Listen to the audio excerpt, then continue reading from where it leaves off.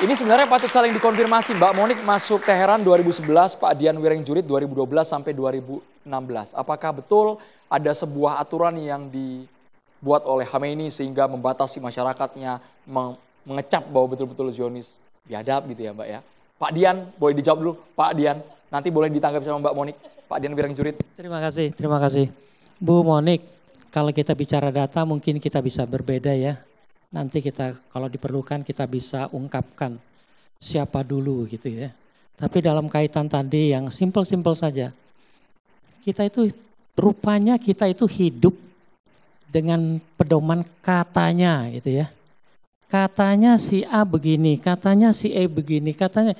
Yang kemudian karena selalu digaungkan itu yang namanya post-truth. Yang tidak benar kalau diulang-ulang menjadi kebenaran, kira-kira gitu kan. Itu post-truth. Itu yang diberlakukan terhadap Iran. Itulah buat saya salah satu kampanye media barat untuk menggambarkan Iran sebagai sosok yang mengerikan gitu ya. Nuklirnya, rezimnya yang otoriter, mulahnya yang tampangnya jenggot dan padahal di sana semua ada aturannya tuh. Kayak anak muda di sana jenggot itu nggak bisa, maaf ya, nggak kayak di sini berapa lembar juga nggak masalah ya. Kalau di sana harus nggak boleh lebih dari 2 cm misalnya gitu loh anak mudanya tuh. Supaya kelihatan rapi. Nah dalam kaitan tadi Bu Monik bilang paspor. Saya terus terang lelah ya, capek ya. Saya pakai bahasa boleh ya, pakai bahasa capek bebas, gitu bebas, ya. Pak, silakan Pak. Capek saya kalau menjawab pertanyaan ini. Katanya kalau ada stempel visa masuk Iran, kita nggak bisa kemana-mana. Dan itu banyak dilakukan oleh yang namanya businessman, Tidak bisa ke Israel Pak, kata Mbak Monik tadi. Kalau sudah ada cap Iran nggak bisa ke Israel. Sebaliknya, kita kan nggak punya hubungan diplomatik sama Israel, tapi kan kita bisa ke sana, ya kan? Nah, ke Iran yang bukan musuh kita, kenapa kita takut dengan ada visa cap Iran untuk kemana-mana dan dibilang tidak boleh? Katanya tidak boleh. Katanya dengan itu tidak boleh ke Amerika. Itu hanya berlaku pada masa Trump periode pertama. Kalau di paspor kita ada cap Iran 6 bulan. Sebelum 6 bulan, itu dia memang dihambat masuk ke Amerika. Dihambat, bukan dilarang. Tapi kalau lebih dari 6 bulan, tetap boleh masuk. Yang saya herankan itu, pengusaha kita yang, maaf ya, pengusaha itu kan nyari profit ya. Profit itu dimanapun tidak kenal batas ya. Selama bisa menghasilkan profit, kalau di kutub utara menghasilkan profit, kenapa nggak kita datangi? Loh di Iran itu prospeknya bagus gitu ya. Nah, tapi karena katanya nggak boleh, kalau punya visa Iran nggak boleh ke Amerika, jadi semua takut ke Iran akibatnya. Saya tanya seorang bapak, ibu, kadin yang membatalkan ke Iran. Katanya, saya tanya, bapak, ibu berapa bisnis dengan Amerika? Ya nggak banyak sih Pak, mungkin kalau dirupiahkan 500 juta gitu ya. 100 juta, jadi kira-kira 50.000 dolar lah gitu ya. Oh gitu, ibu maaf ya, kalau bisnis ibu sama Amerika itu 50 juta dolar, mungkin ibu nggak boleh ke Amerika kalau ada cap Iran. Karena berarti ibu punya bisnis besar yang melanggar sanksinya Amerika. Ada batasnya. Maaf, saya tidak mengecilkan arti bapak ibu yang bisnisnya tanda kutip hanya 500 juta, 50.000. Tapi masa dengan 50.000 gagah-gagahan, wah saya nggak bisa masuk Amerika. Bohong teman-teman. Jadi framing media barat Pak Dian. Kalau saya tarik ke konteks perang Pak, apakah wajar Iran melakukan serangan balasan karena ini tadi lebih dulu? Perbedaan data, saya mulai dari begini teman-teman. Tanggal 10 Juni 2025, delegasi Iran bertemu delegasi Amerika untuk melanjutkan perundingan JCPOA. Ngerti dong? Masa mahasiswa HI nggak ngerti? Itu dilanjutkan. Artinya apa? Prospek untuk memulai sudah ya hidup lagi walaupun masih tersendat. Teman-teman, JCPOA pertama itu 7 tahun prosesnya sampai ditandatangani.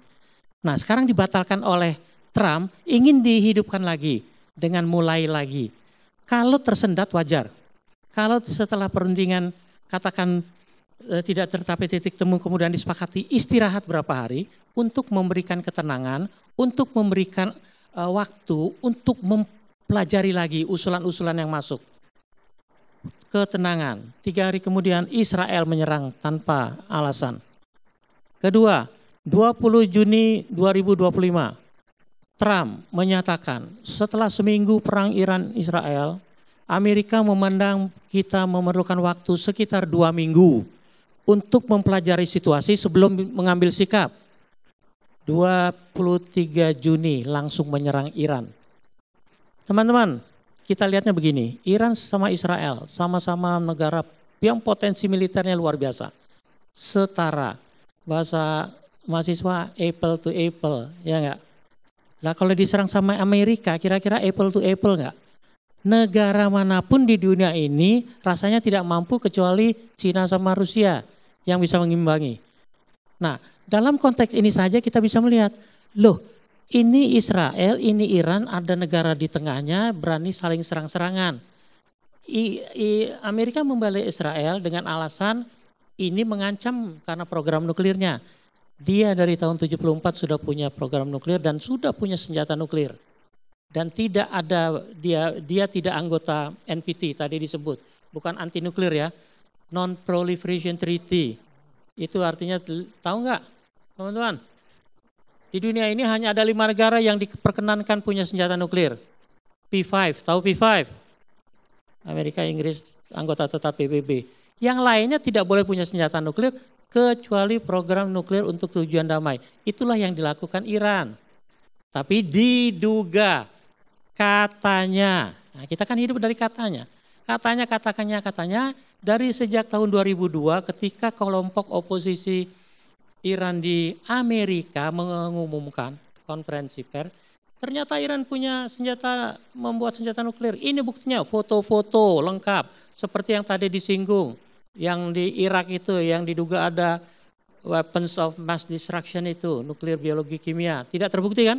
Padahal seorang menteri Amerika, seorang jenderal sudah memaparkan di depan PBB itu. Ternyata tidak ada. Apa enggak memalukan ya sebenarnya ya, kira-kira gitu. Nah ini sebuah kelompok oposisi menunjukkan gambar-gambar foto-foto image satelit. Kira-kira wajar nggak sebuah kelompok oposisi di pengasingan punya teknologi yang secanggih itu dan punya satelit? Pasti ada yang menyuplai. Dan ternyata dari 2002 sampai 2025 ini tidak terbukti. IAEA tidak pernah bisa membuktikan adanya program nuklir yang sudah menjadi senjata nuklir. Kalau tidak terbukti kenapa Amerika Serikat ikut campur? Ikut nyerang juga bahkan Pak? Katanya. Ada yang namanya istilah. Sekelas Donald Trump masa katanya Pak? Intelijen Pentagon masa percaya dengan katanya Pak? Presiden Bush juga tertipu dengan stafnya sendiri, dengan jenderalnya yang menyatakan ada senjata pemusnah massal di Irak. Nah ini juga ternyata tidak. Karena apa? Irak itu belajar dari pengalaman sebelumnya ketika melawan Irak misalnya ya, Iran itu. Irak itu punya reaktor Osirak satu-satunya. Ketika tahun 81 diserbu, dihancurkan, tidak punya senjata nuklir lagi, program nuklir lagi. Iran belajar dari situ program nuklirnya, pusat-pusat mulai dari R&D-nya, mulai dari komponen-komponennya sampai pengayaan uraniumnya itu disebar.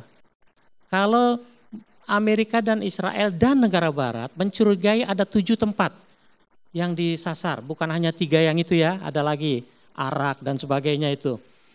Padahal Iran tidak sebodoh itu.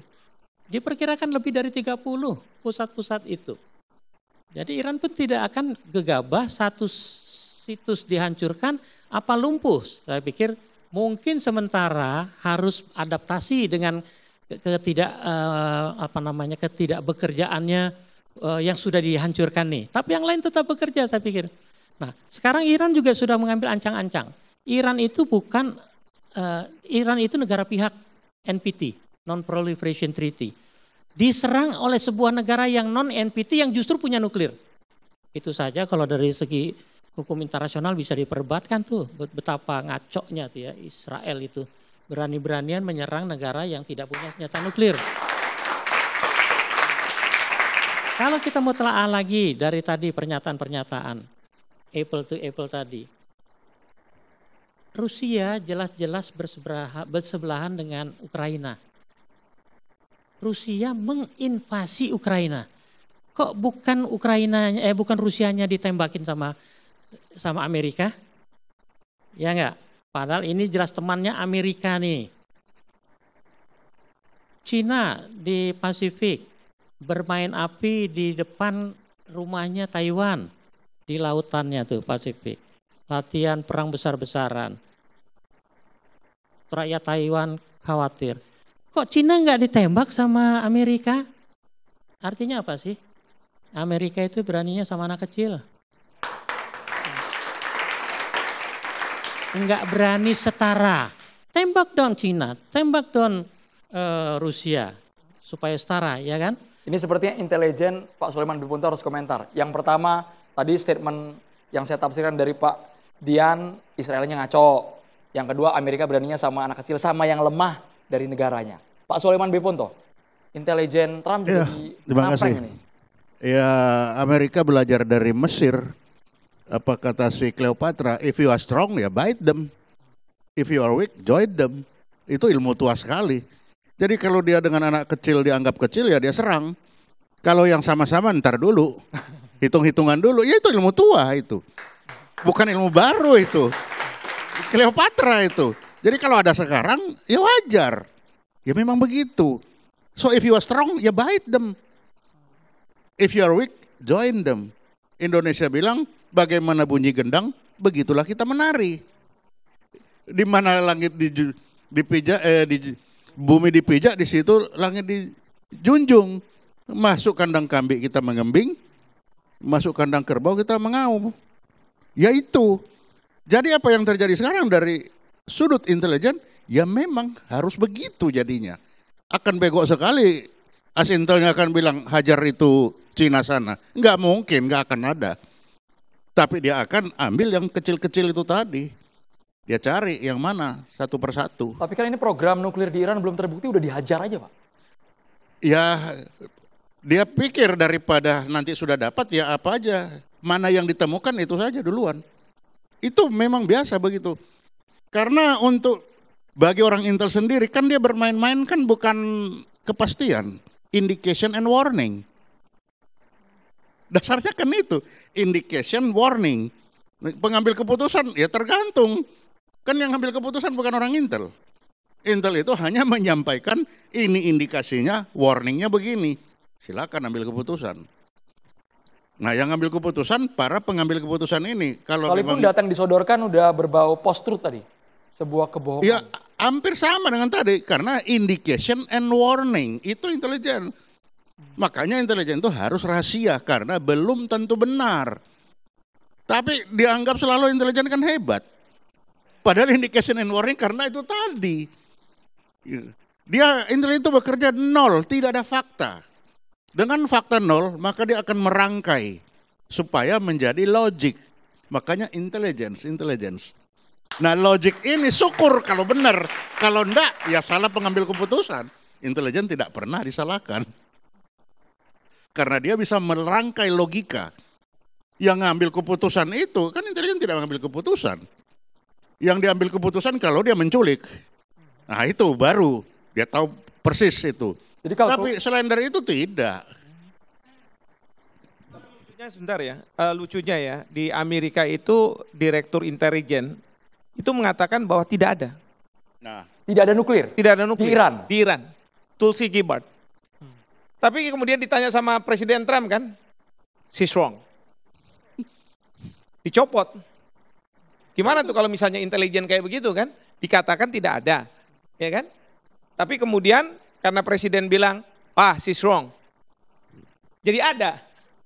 Kita kan bertanya-tanya sebenarnya. ya, Pengambil keputusan ini gimana nih di sana itu? ya memang itulah buktinya bahwa pengambil sebenarnya di dalam intelijen itu pengambil keputusan dia punya pengetahuan lebih daripada si intelijennya. Itulah sebabnya dia kalau dari 100 dia punya 60. Untuk dapat 100 dia harus melengkapi dengan 40. 40 inilah yang dilengkapi oleh si intelijen. Nah 60 itu apa? Nanti dia akan mengeluarkan namanya UUK, unsur utama keterangan. Kamu cari ini. Kalau dia tidak tertarik, berarti dia kurang dari 50%, tidak tertarik dia. Nah kalau kita orang intelijen tahu, itu berbahaya, kita akan kasih tahu sama bos, bos ada ini. Kalau dia tertarik, dia akan keluarkan perintah lanjut, cari. Sebenarnya Nah, gini, itu. jadi kalau saya melihat pada waktu Direktur Intelijen mengatakan seperti itu, mungkin dia mengatakan bahwa sebenarnya memang tidak ada. Sebenarnya memang tidak ada. Tapi masa kemudian kalau atasannya bilang, enggak kamu salah, coba cari misalnya. Terus kemudian dia berubah, memang akhirnya dia berubah. Dia berubah mengatakan, tapi setelah Trump mengatakan itu, tapi Iran memang mempunyai kapasitas untuk membuat senjata nuklir itu dalam waktu yang tidak terlalu lama. Kan begitu. Loh, kalau misalnya seperti itu, semua negara yang punya tenaga nuklir, itu bisa dalam waktu yang tidak terlalu lama merubah tenaga nuklir untuk damai itu bisa untuk perang, untuk senjata. Bisa. Nah sekarang Jepang pakai tenaga nuklir. Mana-mana negara tenaga nuklir. Memang yang tadi disebutkan Pak Dubes, kalau 5 negara yang P5 ini dalam NPT, Non-Proliferation Treaty, bagi 5 negara yang sudah punya senjata nuklir, awas ya, kamu tidak boleh memberikan pengetahuan ke mereka-mereka yang tidak punya senjata nuklir. Tapi bagi mereka yang tidak punya senjata nuklir, ya sudah, dia berkomitmen untuk tidak memiliki. Dan Menteri Luar Negeri Iran pada waktu 3 titik diserang oleh Amerika Serikat mengatakan bahwa kami ini anggota NPT, Non-Proliferation Treaty. Kalaupun kita mau dicek, jangan dong oleh intelijen. Intelijen Amerika, intelijen Israel, cek oleh IAEA. Dan IAEA itu sebagai lembaga nuklir internasional yang kemarin sudah melakukan pengecekan pada masa Obama atau siapa begitu kan, sudah melakukan pengecekan, nggak ada katanya. Nah sekarang IAEA bilang, udahlah kalau misalnya memang Anda nggak percaya semua, saya yang masuk dan saya yang menentukan, kasih kami akses. Seperti itu. Iya. Singkat boleh, Mbak Monik. Iya, 2015 akhirnya kan terhenti ya kesepakatan dengan Obama. Harusnya terhenti. Iran. Boleh gunakan mic? Jadi begini, maksud saya begini, 2015 itu Iran sudah tidak boleh menuju ke senjata nuklir. Tetapi bukan tidak boleh, harus menghentikan program nuklir yang dicurigai membuat senjata. Ya ini bahasa sayanya ya, bukan bahasa diplomat. Ya. Nah jadi gini, setahu saya 2015 itu sudah deal ya. Oke. Kemudian tapi ternyata kemarin Badan Energi Atom menyebutkan Iran sudah bisa memperkaya uranium hingga 90% itu sudah kadar senjata. Nah, jadi ada namanya badan yang mengecek. Ini bukan soal intelijen. Intelijen dalam hal ini seperti intelijen Israel, Mossad, itu mereka tujuannya hanya menargetkan para saintis, ilmuwan nuklir Iran. Ada 15 orang. Data terakhir 15 orang yang dibunuh. Maaf kata-katanya ya dieliminasi. Jadi targetnya adalah supaya mencegah terjadi pengayaan nuklir. Masalahnya selama ini Khamenei datang untuk mengecek centrifuge. Khamenei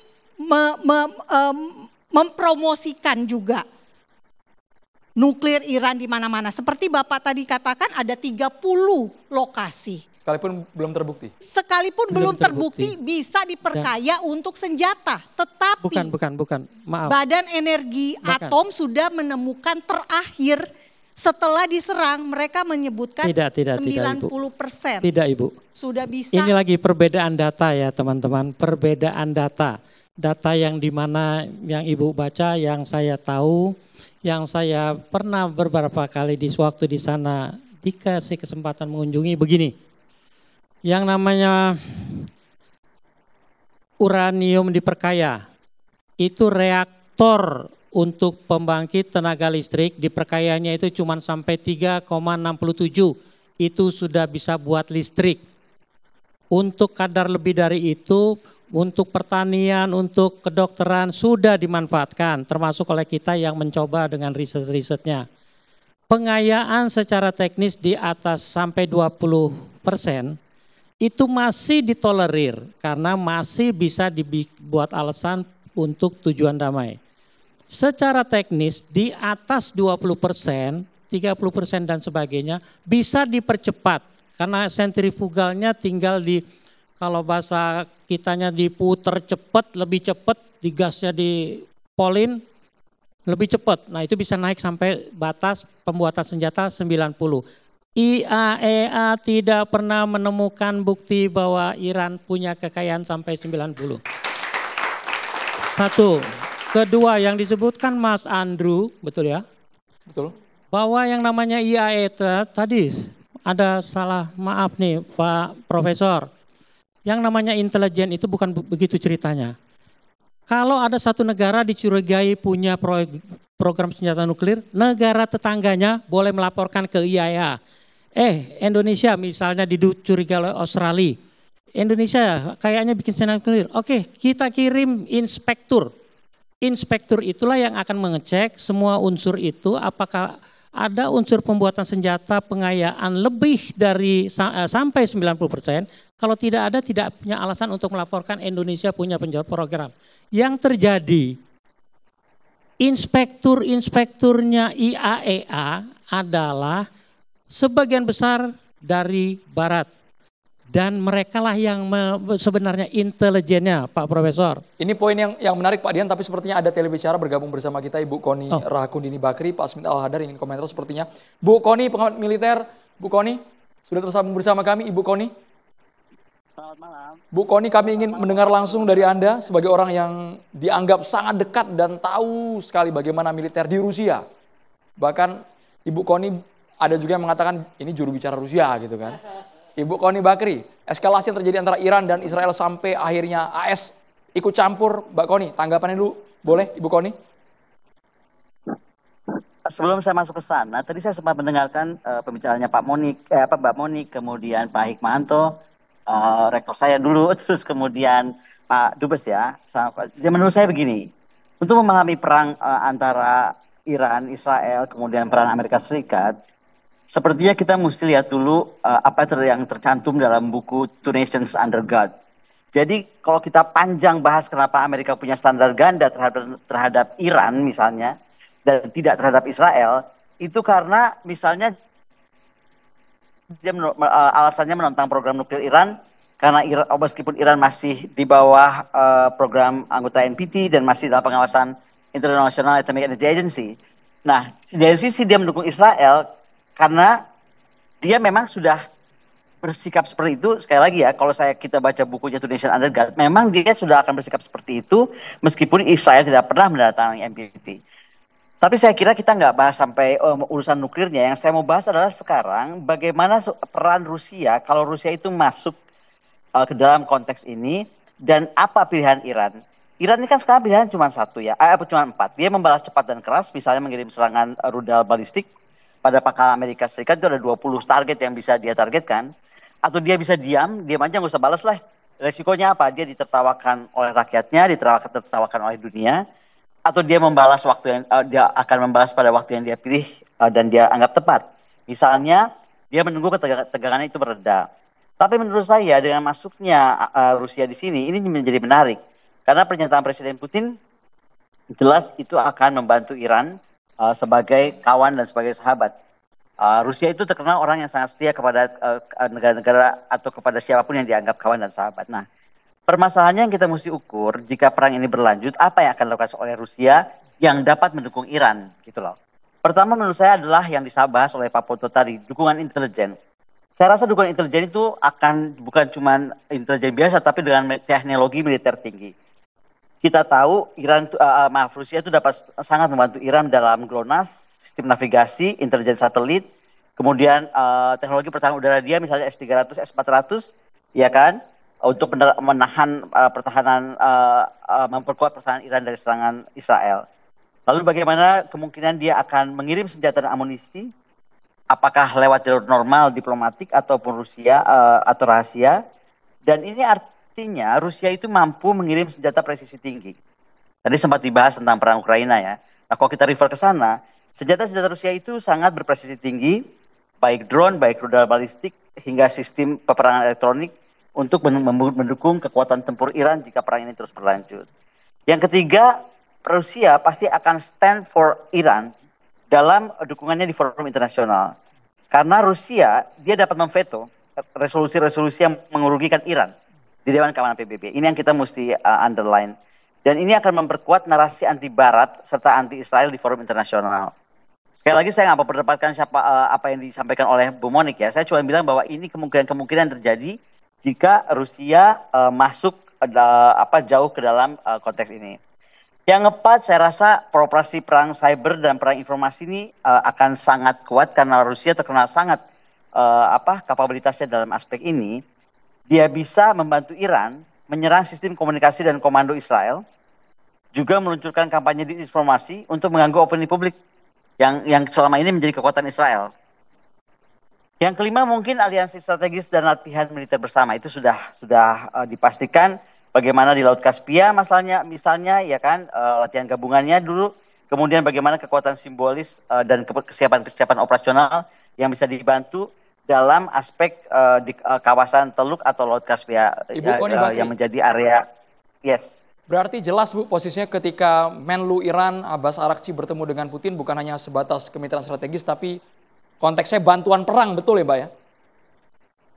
Saya mengukur bantuan perang apa yang mungkin dilakukan Rusia dengan pernyataan Presiden Putin bahwa Rusia akan membantu Iran dalam konteks Iran itu dianggap negara teman, negara kawan. Itu statement sangat kuat ya menurut saya. Dan yang sedang saya sampaikan barusan adalah bagaimana konstelasi perang ini, sebelum saya masuk ke nuklir tadi dibahas, saya sudah dengar dengan baik-baik. Tapi bagaimana kira-kira apa yang bisa dibantu oleh Rusia terhadap Iran. Yang terakhir adalah logistik. Karena logistik ini menjadi sangat penting ya dalam kondisi perang panjang, di mana Rusia diperkirakan mati dalam perang Ukraina atau akan kedodoran, kan dia nggak kedodoran. Artinya apa? Dia kemampuan logistik dia sangat kuat. Dan ini artinya dia juga bisa membantu Iran. Dan yang paling kita mesti catat, Rusia ini negara yang terkena sanksi gila-gilaan. Nggak ada negara yang dikenai sanksi sebanyak Rusia dan dia survive. Artinya dia akan bantu juga Iran dalam aspek-aspek after atau resiko of war-nya. Misalnya, bagaimana perdagangan bilateral Iran, bagaimana energi Iran, bagaimana mata uang digital untuk menghindari sanksi internasional. Ini semua pengalaman Rusia dalam apa yang dilakukan oleh negara-negara Barat terhadap Rusia, itu bisa dilakukan Rusia membantu Iran dalam konteks ini. Nah ini yang mesti kita gambarkan, kira-kira kalau perang ini terus berkelanjutan seperti apa, sekali lagi ketika kita membaca Two Nations Under God, kita tahu sekali lah, sampai mati pun Amerika pasti akan bela Israel. No matter penduduk Amerika ada yang demo kah pada Trump atau tidak, saya rasa posisi Amerika tidak akan pernah bergeser dari sana. Oke. Itu yang kira-kira mau saya sampaikan. Ibu Koni, sepertinya Mbak Monik ingin langsung berinteraksi dengan Anda. Bu Koni. Langsung saja ke poinnya boleh, Ya, Mbak Monik? saya ingin bertanya nasib 600 ilmuwan Rusia yang berada di Iran. Karena tadi Viti sebelum mulai catatan demokrasi, Putin mengatakan ada sekitar 250 di Bushehr dan total-total di seluruh Iran itu ada 600 ilmuwan nuklir. Nasibnya gimana? Langsung dijawab boleh, Ibu Koni Bakri? Nah, kalau masalah nasib mereka itu memang kalau kita belajar lagi, ya saya nggak bisa menjawab nasib mereka saat ini seperti apa. Tapi kalau kita kontekskan lagi ke Rusia, cara Rusia juga menjaga ilmuwan nuklirnya adalah dengan membuat kotak-kotak yang terhubung dengan teknologi nuklir, ilmuwan nuklir atau tempat-tempat nuklir berada, itu sangat ketat, Bu Monik.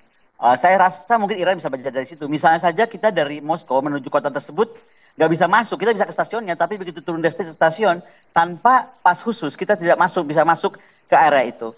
Satu-satunya cara kita bisa bertemu orang atau akademisi atau ahli nuklir misalnya di tempat-tempat tertentu di Rusia, itu harus izin khusus atau kita dijemput di stasiun ataupun di bandara bahwa kita bisa masuk ke area itu. Nah, hal-hal seperti itu akan bisa membantu jika Bu Monik tertarik untuk melindungi atau concern untuk melindungi ilmuwan nuklir ataupun terkait teknologi tinggi Iran.